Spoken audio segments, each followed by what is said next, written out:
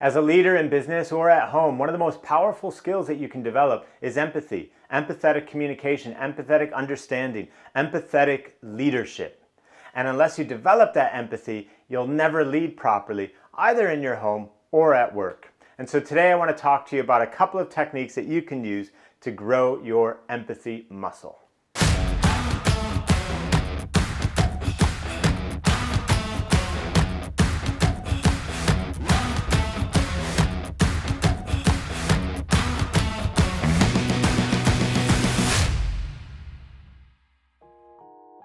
Several months ago, I was having a conversation with the CEO, coaching him on his leadership ability, both at work and at home. And one of the things that we did was ask him to go and solicit feedback from his spouse and his kids and from his colleagues at work. And the feedback was super consistent. Everyone said that often he had the right answers and he knew what to do and he was great at providing advice, but that the edges were a little bit too sharp. He needed to soften those edges, and what we zeroed in on was that he needed to show more empathy. And there's two simple things that you can do to immediately engage and practice more empathetic communication, both at home and at work.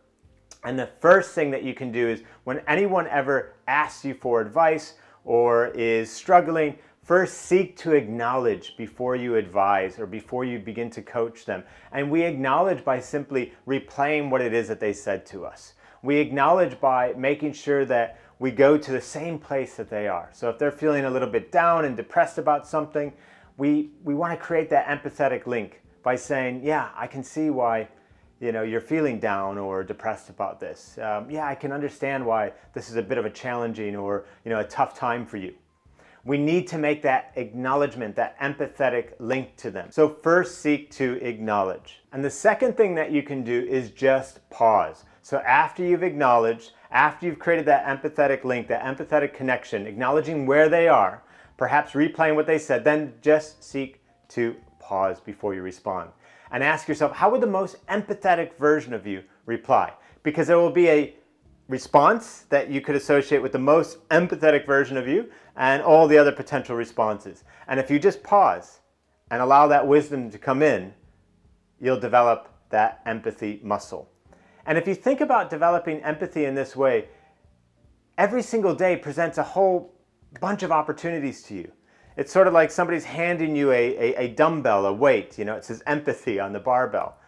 And every conversation that you have is a chance for you to both acknowledge what the person is saying and then to complete the repetition by pausing before you respond, asking yourself, what is the most empathetic way I could reply to this?